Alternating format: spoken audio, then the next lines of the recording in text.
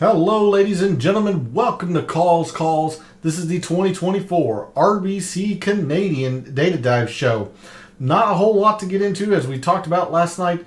We're only going to be looking at the 2019 RBC Canadian tonight, as the 2019 edition was hosted by Hamilton Golf and Country Club, where we are this week. So not a whole lot of data to dig into, but whatever we do have, we're going to dissect every which way that you can imagine, so we can try to figure out the players we want to wager and that we want to focus on in DFS for this week. So let's get right into it. All statistics provided tonight and every night are from FantasyNational.com. It is the best golf analytics tool out there for your money. It's going to make you a much smarter golf gambler and a much better golf DFS player. Go check out FantasyNational.com. You will not regret it. In the description of the video, there are links to all of my social media.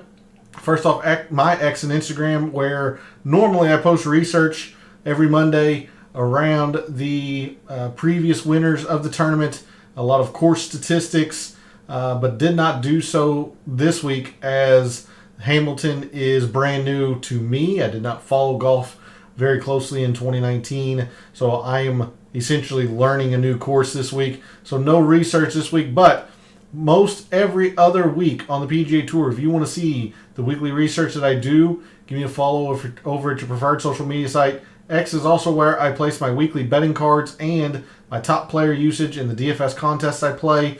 That comes out every Wednesday evening after the DFS Tactics show. So if you want to see those pieces of information, give me a follow over at X. And then lastly, for social media, speaking of Wednesday nights, Gabe's handle is in the description. He writes a very good article called The Fringe. It's a great way to start your week of preparation. And if you are a subscriber to his article, which is free to do, by the way, you're going to be able to join us in his Substack chat every Wednesday night as we continue the DFS talk over in his chat.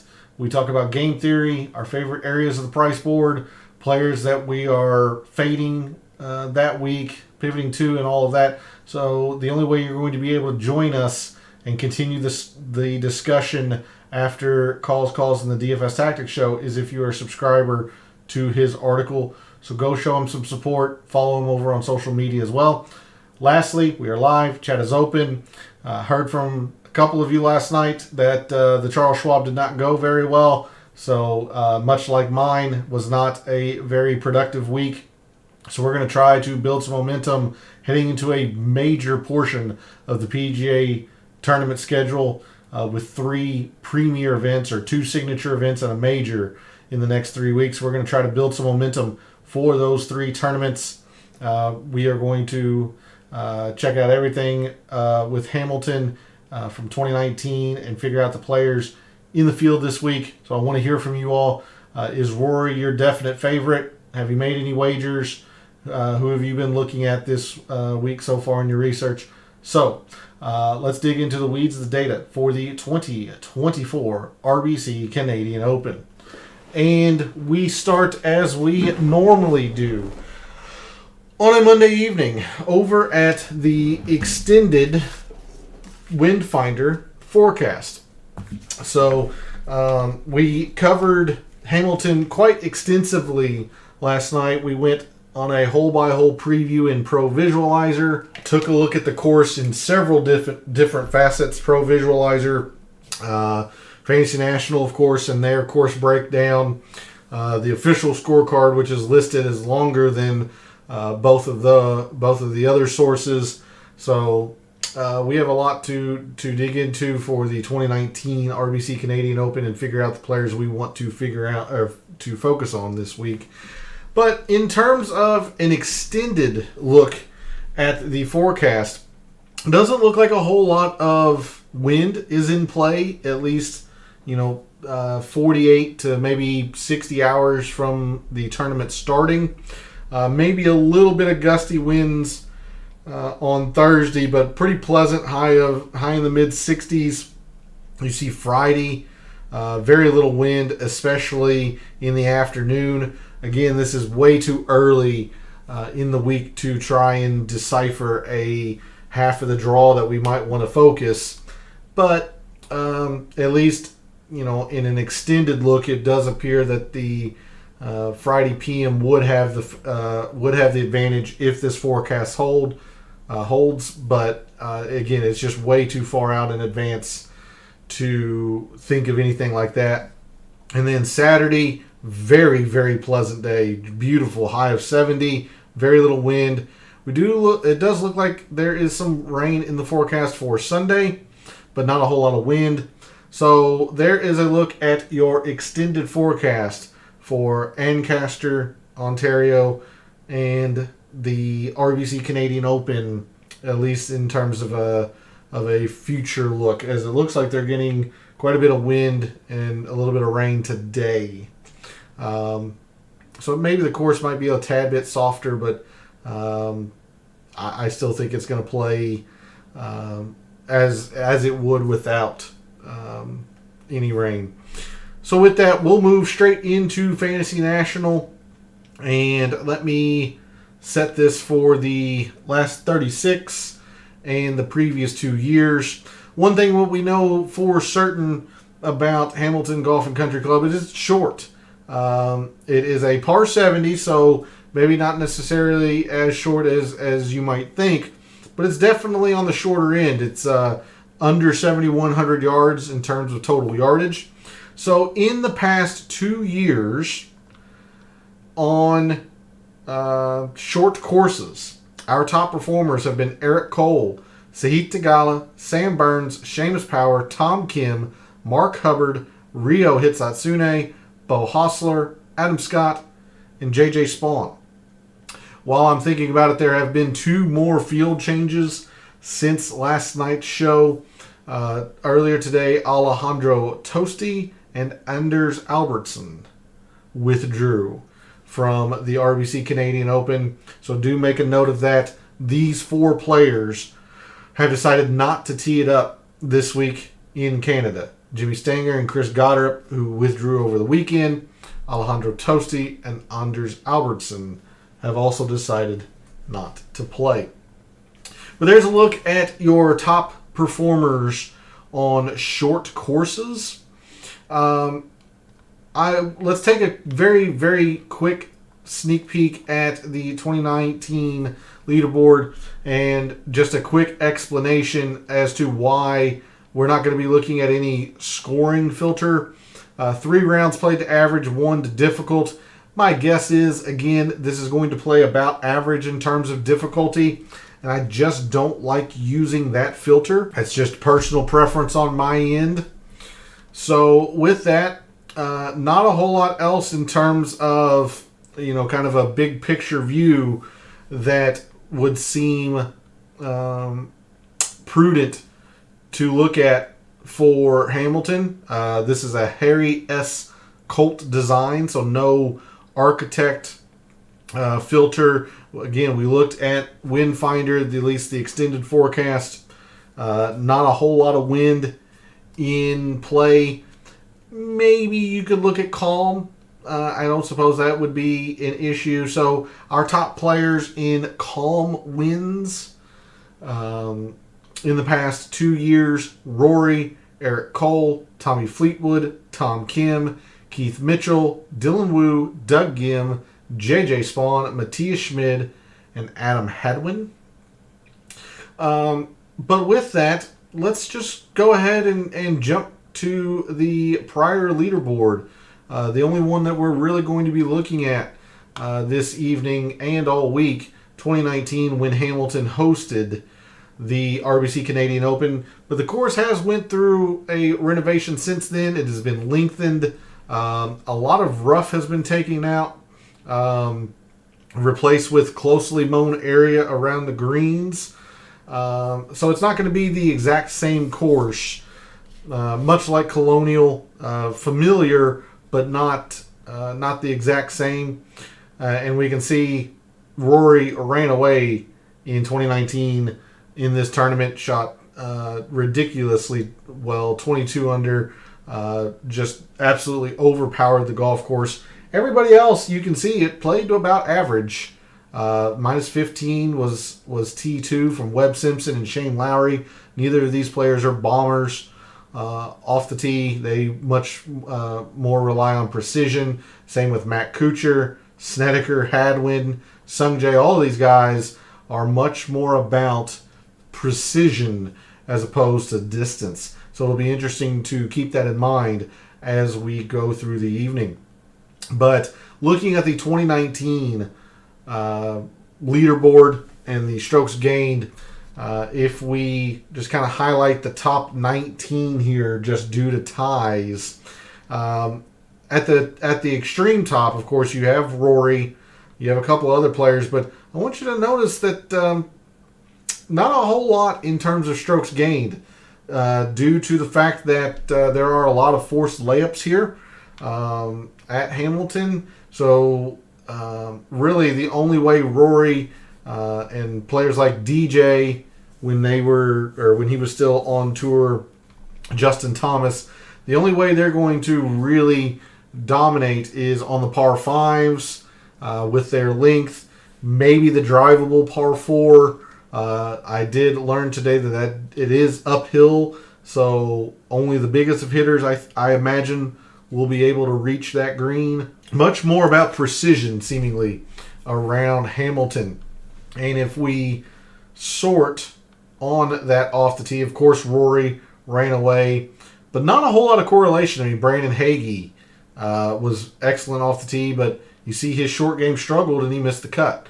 Corey Connors, premier ball striker, typical probably Corey Connors week, especially early in his career, really struggled on the greens. Not a whole lot of correlation here in terms of off the tee. A couple of really high missed cuts, a couple top 20s, 3 top 20s, 15th, sure. My assumption is, again, it is all going to be in the accuracy portion. When we look at the fairways and greens, say good drives gained, fairways gained, that is going to be my assumption. And not a whole lot here in off the tee. I mean, yes, Rory did have 7, but very quickly you're getting under 3 in terms of strokes gained. Whereas you look at approach, only one player inside the top 19 negative in approach. Rory was fantastic. Looks like he was in the top 5. Yeah, 5th. So not bad. Taylor Gooch was incredible with his irons that week. Much like Corey Connors, just really struggled on these greens. But look at the correlation here. Yes, you do have a miscut from Adamson, but high levels of correlation of top 10, top 15. The winner, top 10, 2 top 15s, and the top 20 from JT. Lots of correlation here in the approach, which is what you would expect on a precision-based golf course. So we're definitely going to be focusing on the approach again this week. We'll take a look at around the green, sorted on it. I mean, Rory was pretty good. Shane Lowry, pretty high up here, but you quickly lose a lot of correlation. I mean, even your leader around the green was a very, very poor finish. A couple of miscuts. And, a couple of players negative, sure. I think it's prudent to probably look at it, considering these greens are going to play much smaller than the 6,000 square feet that they're listed, considering the undulation and the sloping in those greens. I think around the green play will be, a little bit important, but we're not going to go overboard with it. And then I mentioned this a little bit last night, but just the sheer amount of putting. Only one player negative in the putting by 2/10. I mean, all of these players just putt the absolute daylights out.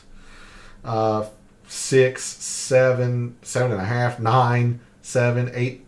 So we sort on it. I mean, my goodness. 2nd, 4th, 2nd. 4th, 1st, 7th, 20th. 8th. Middling from Sung Moon Bay. Top 10, top 15, top 15. Just huge amounts of correlation in the putting. So we'll move to this year's field. We'll take a look at all 4 of these shot types. I'm probably least confident in off the tee, but we took a quick look at this last night. When fairways are difficult to hit, and these fairways are difficult to hit, especially considering that there are a bunch of forced layups. Every single round, the fairways were difficult to hit even back then. And I do think they have tried to renovate the course to put even more emphasis on being in the fairway off the tee this year. So when fairways are difficult to hit, our top off the tee players in the past 2 years or 36 rounds, whichever comes first: Keith Mitchell, Adam Scott, Kevin Yu, Rory, Corey Connors, Hayden Buckley, Shane Lowry, Tyler Duncan, Cameron Young, and Johnny Vegas. Something else that we can absolutely look at off the tee on short courses. The ability to either, one, overpower a golf course, i.e. Rory, or to be very, very precise with your tee shots. So our top off the tee players on short courses in the past 2 years: Keith Mitchell, Kevin Yu, Corey Connors, Tyler Duncan, Hayden Buckley, Doug Gim, Aaron Rye, Charlie Hoffman, Cam Champ, and Sam Stevens. It's interesting to note that Rory isn't up here in terms of on short courses for off the tee, so I don't know how much we want to use that filter, the short course filter, at least in terms of off the tee. I'm much more thinking the fairways being difficult to hit, considering they rated as difficult to hit even with all of the forced layups. And you see Rory was still fourth in that regard. But there was quite a bit of overlap here. Keith Mitchell, Kevin Yu, very, very high in both aspects, short course and fairways difficult to hit. Corey Connors, Hayden Buckley, Tyler Duncan, all of those guys were top 10 in both off the tee metrics when looking at difficult to hit fairways and on short courses. Okay, let's bring this sample size in here to the last 24 rounds. We're definitely going to be looking at just the 2024 season. Our top approach players in the last 24 rounds, so long as it's been in 2024: Corey Connors, Akshay Bhatia, Ryan Moore, Adam Svensson, Aaron Rye, Shane Lowry, Rory, Keith Mitchell, Alex Noren, and Sahith Theegala. So don't be surprised if these players rate out a little bit higher than what you would expect come Wednesday night, as we just saw in the prior leaderboard how much the approach played a factor. So we're definitely not going to be ignoring the approach, even though it looks like the putting is the most important factor. Let's take a look, quick look around the green. With not a whole lot of bunkerage here, really we're just going to kind of be looking at around the green, just in a general sense. So in the past 24 rounds, your top around the green players: Alex Noren, Aaron Baddeley, Ches Reavie, Robbie Shelton, Harry Hall, Roger Sloan, Martin Laird, Tommy Fleetwood, Jorge Campillo, and Mav McNeely. And then before we go to the putting, I do want to take a look at a couple of these players, most notably Rory and Shane Lowry, since I know they played very well in 2019 and they're in the field this week. We can take a look at a couple others as well. I want to see, like I've done the past couple of weeks, I've looked at putting form coming into the tournament and the specific surface that we're on. They both happen to be bent, both for the PGA and the Charles Schwab. I've used two different putting metrics in my mixed condition model. So I want to see if putting form has been or was something in 2019. So we will just kind of scroll down here to the Canadian Open for Rory, which is here. So they played Memorial the week prior. Sorry, there you go. Played Memorial the week prior. He lost there. The PGA that year at Bethpage, which is POA, so not an exact green surface match. But he did gain at the PGA in 2019, lost at the Wells Fargo, but he had been pretty decent early on in the season in terms of his putter in 2019. So kind of interesting to note that. But look at the irons. The irons were scorching hot leading into his win at the RBC Canadian that year. So no surprise there. We're going to be looking at iron play again. So there's a look at Rory in 2019. Let's take a look at Shane Lowry as well. He played very, very well in 2019. Let's just kind of get a quick gander here. Second at the Canadian. Of course, it's just off your screen. So second at the Canadian. Now, he had not had a lot of great putting form early in the season, but then gained 3.5 and 3. Okay. Really, looks like Shane Lowry's year turned around at the RBC Heritage that year and then just started playing some fantastic golf after having no form at all. Interesting. Okay. Not a whole lot of answers there, I would say.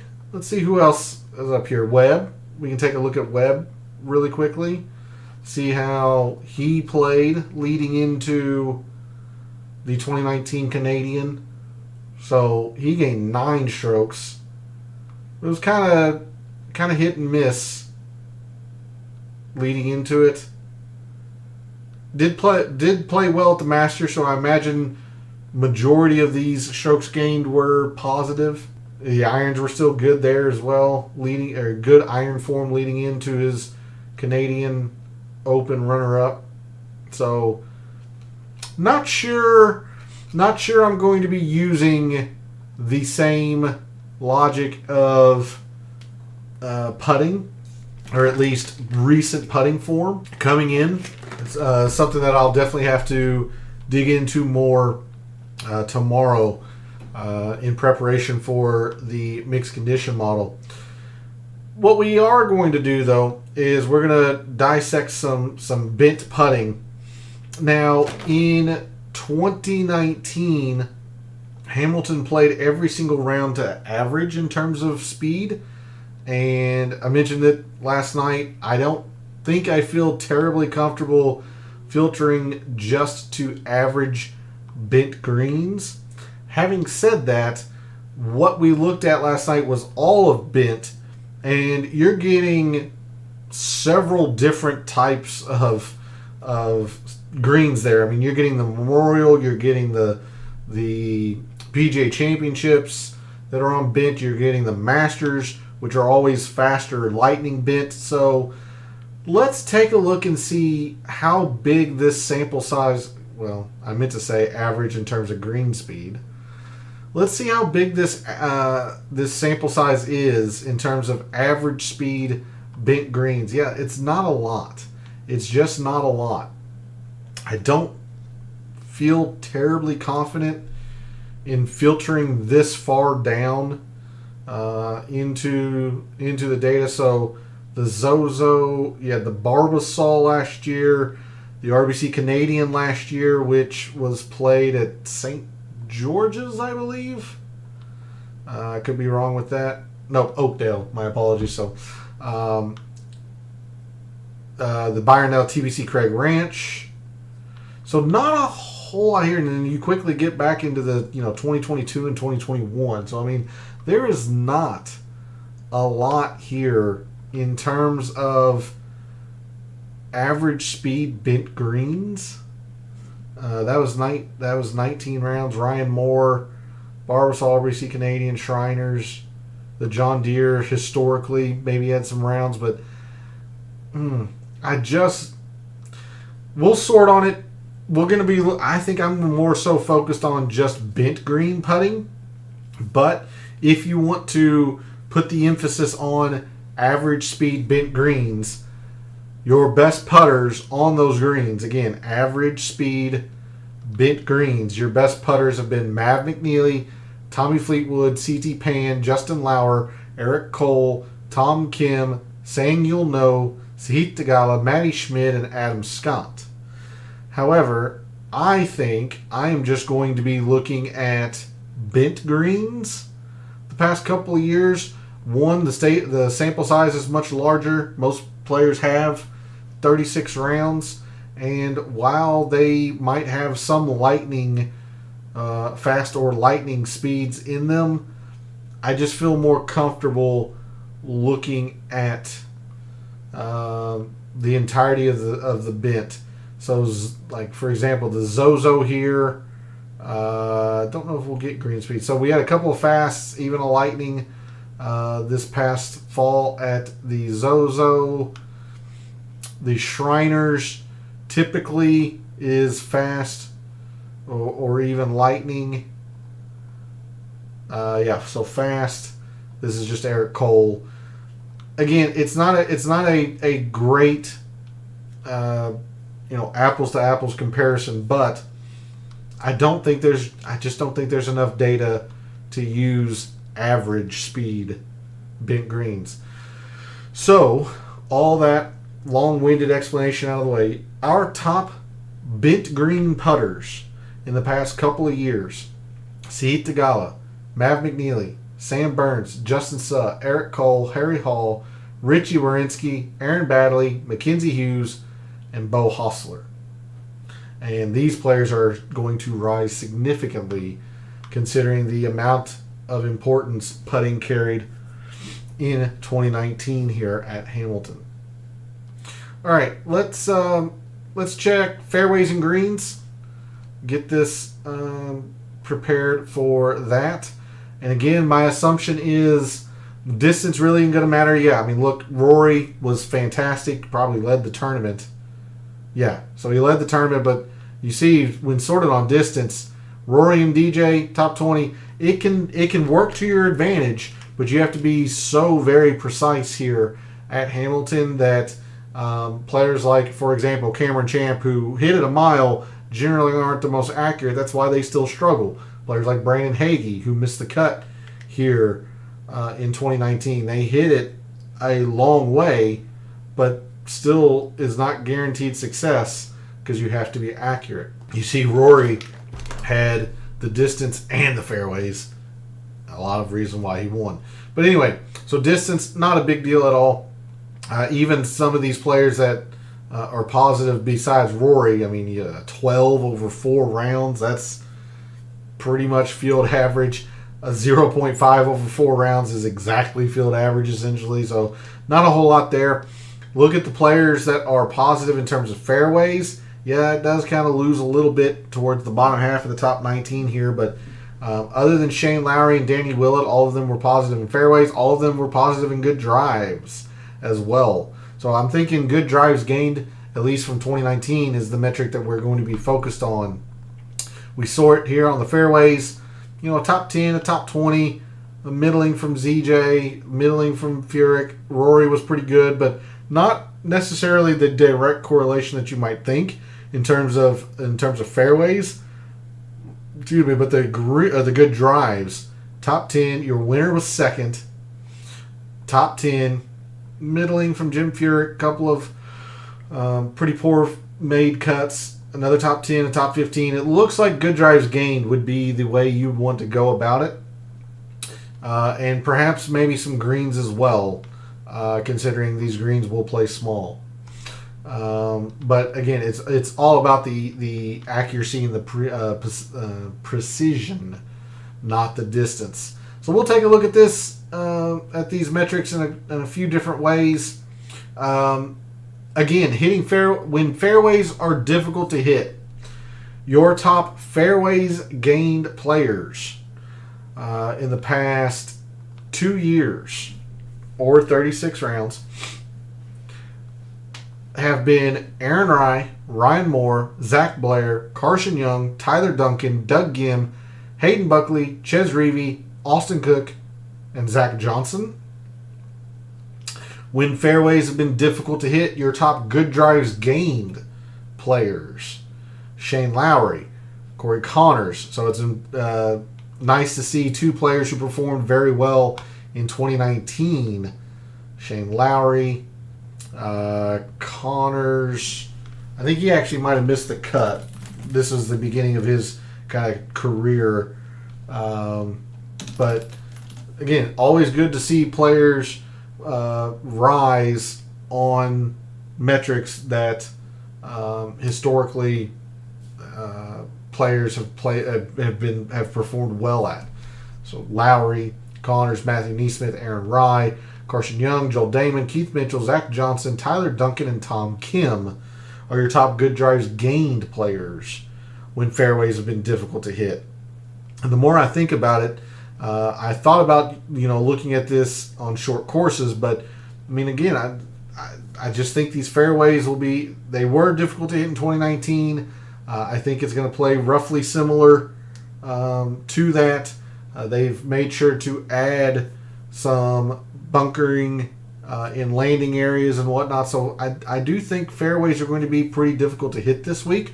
And so I kind of like the idea of just looking at these metrics with this filter, considering that's probably where I'm going to be leaning come Wednesday night in the mixed condition model. And then finally, your top greens gained players, if Fantasy National will cooperate. Your top greens gained players when fairways have been difficult to hit.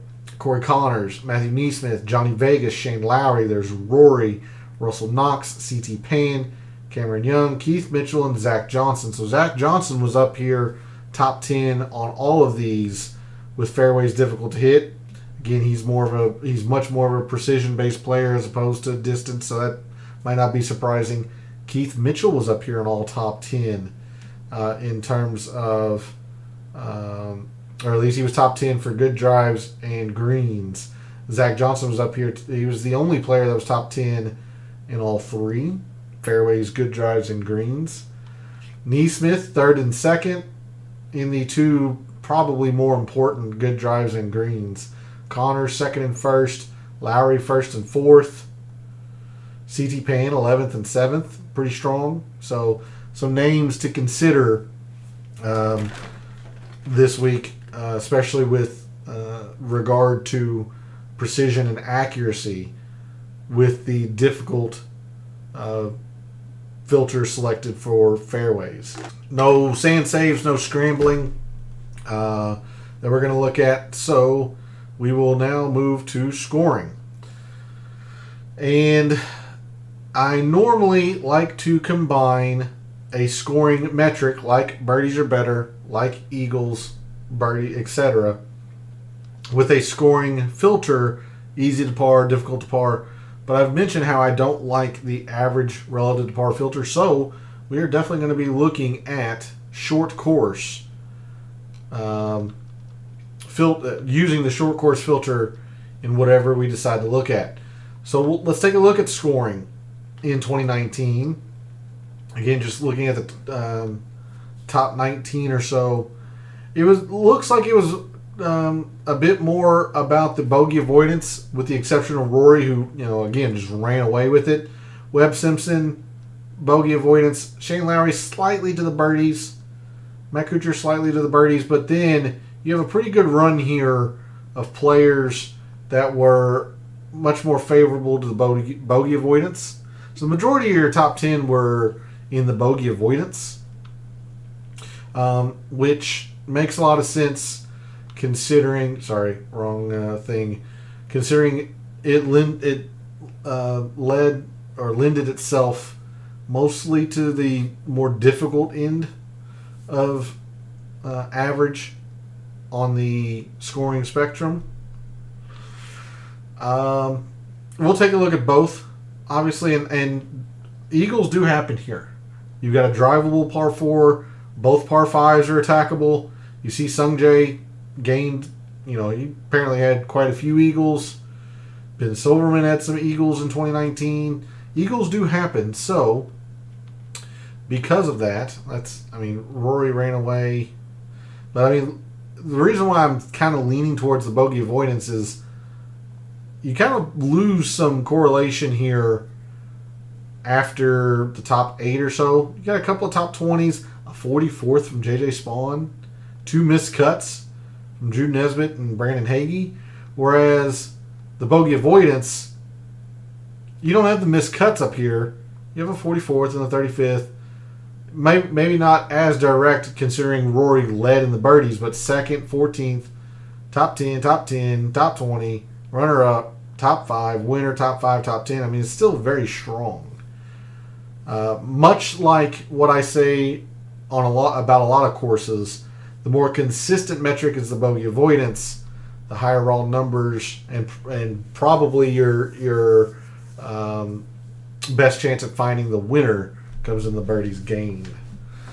So, on short courses in the past 2 years, your top birdies or better gained players: Eric Cole, Adam Scott, Rory, Tom Kim, Sahith Theegala, Seamus Power, Sam Burns, Brandon Wu, Sam Ryder, and Patton Kizzire. Your top bogey avoiders on short courses: Eric Cole, Taylor Pendrith, Sahith Theegala, JJ Spawn, Alex Noren, Chesson Hadley, Ches Reavie, Aaron Baddeley, Ryo Hitsatsune, and Bo Hostler. So my guess is I'm going to probably use both of these. Might honestly look at some opportunities as well. Opportunities gained, but I'm definitely going to be looking at the short course filter and looking at birdies are better and bogey avoidance would be my assumption leading into Wednesday night for the mixed condition model. All right. We can take a quick look at proximity. I don't know how much it's going to play. I definitely don't want to look at anything specifically due to all the forced layups and the renovation of the course. I'm not comfortable trying to single out a range. Having said that, look at this total procs. Only 3 players were negative in terms of total procs. So you could absolutely make an argument here that total procs is something that we could look at or should look at. A missed cut from Russell Henley, but a top 15 runner-up. Colt Knost, made the cut to a poor finish. A top 10, a top 20, a top 15. Rory, probably about 10th to 12th in total procs. It's not bad. Not bad in terms of total procs. So, in the past 24 rounds, so long as it's been in 2024, our top total procs players in the field this week: Justin Lauer, Rory, Joel Damon, Aaron Rai, Ryan Moore, Troy Merritt, Corey Connors, Ben Martin, Seamus Power, and Tom Whitney. Okay, let's take a look at par 3s. These are the most difficult holes here at Hamilton. They got played pretty darn well, or at least for the players that really rose on the score on the leaderboard. They got played pretty darn well. Probably the 200 to 225 would be the range to look at the most. 2.2. 4.3, and the winner led. Not a lot to gain in the 225. Well, we can take a casual look at both, but I think it's still just par 3s. Would be my guess. Bubba and Keegan kind of middling or clunker here, but top 15. Winner second, 4th, middling. Second, 6th, 8th, 11th. Par 3 is pretty darn strong there. Pretty darn strong. So, in the past 24 rounds, your top par 3 performers, just total par 3 performance: Sahith Theegala, David Skins, Ryan Fox, Ben Martin, EVR, Eric Van Rooyen, Corey Connors, Rory, Akshay Bhatia, Matty Schmidt, and Tommy Fleetwood. Ben Martin kind of stands out because he's been good on these longer par 3s. David Skins kind of stands out. He's been good at the exceptionally long par 3s. Kind of struggles in the 175 to 200. I mean, definitely the most important length of par 3 is the 200 to 225. I just don't know if it's important enough that we separate it out to consider by itself. But it's definitely wise to, make sure we're focused on these three ranges. These three ranges. Because none of them play less than 175. So Ben Martin kind of stands out a little bit. I do want to highlight David Skins because he's played the longest of the par 3s well. EVR, 2 of the 3 categories has been pretty good. Rory, I mean, nothing elite, but he's been good at all of the par 3s, essentially. Batia's been very good, 175 to 225. Kind of struggled at the longer ones, but still pretty solid there. Campillo, Sami Valimaki. Oh, man, look at Parker Cootie. Parker Cootie's been excellent at all of the long par 3s. So definitely want to highlight some of those players. I'm going to be using just total par 3s, but I will definitely make sure that they are best at these longer par 3s, particularly the 200 to 225. So somebody like Garnett might rise a little bit. Like, you look at Ches Reavie, he's been atrocious at all of the par 3s with the exception of the most important range here at Hamilton. So which do you want to factor in? O'Hare's been okay at all of the par 3s, but very good at the specific length. Again, I just don't think they're going to be important enough to single out by themselves in the mixed condition model. But I definitely want to focus on the players who are best at this length when I'm doing my lineups, and I suggest you do the same as well. Something that will be very important, because there are 12 par 4s at Hamilton. Again, this is just a par 70, so you only have 2 par 5s. We are going to be looking at a lot of par 4s. The majority of them will fall between 400 to 450, but remember, the course has been lengthened since 2019. So I still think it'd be correct to look or single out this range. But there's one that measures 500 plus now on the scorecard. We've got a couple in this range bucket now.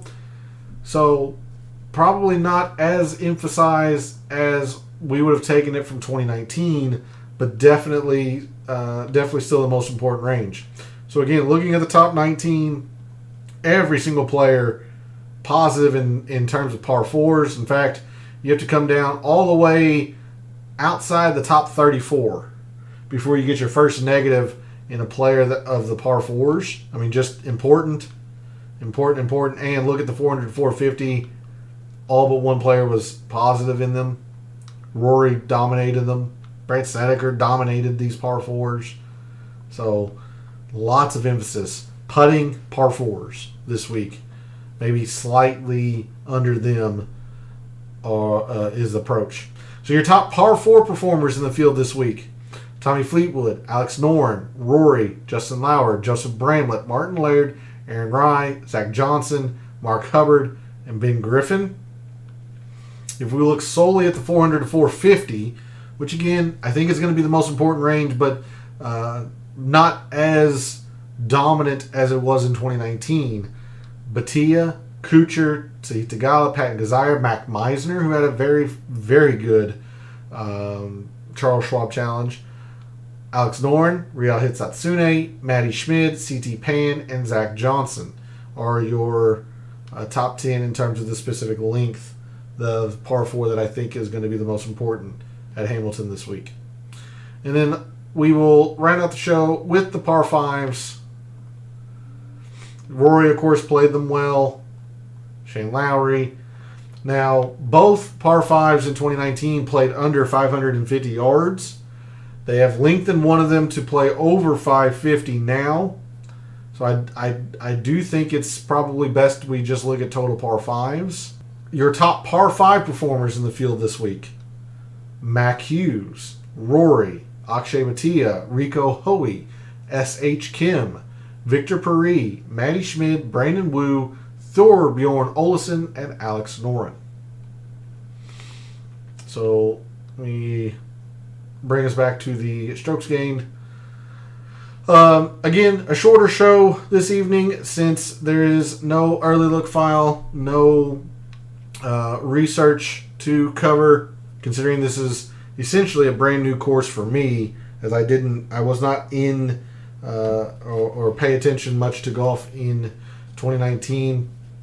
So a bit of a shorter show, but I wanted to make sure we really covered the 2019 leaderboard, figure out what played well then, how we might adapt it to this year's version of the RBC Canadian Open. Same course, renovated, so it's a little bit lengthier, but should play very similar. And take a look at the players who succeed most recently and most often at the metrics that played well in 2019. So that's it for the show this evening. I want to thank everybody for tuning in, watching, listening, and supporting the channel by liking the videos, commenting, and subscribing. I always appreciate it. Love what I do, taking an in-depth look at sports statistics, giving you a statistician and analyst, data analyst's view of what he sees. Not always successful, but trying to help us all win a little bit of money in the process. Last week notwithstanding, because it was really, really bad. So we're going to try to get on the right foot this week for the RBC Canadian. So thanks again for all the support, for all the wagers you have made so far this week for the RBC Canadian Open, for all the wagers you're thinking about making this week for the RBC Canadian Open. And until I see you Wednesday night for the DFS Tactics show, may all your bets be profitable.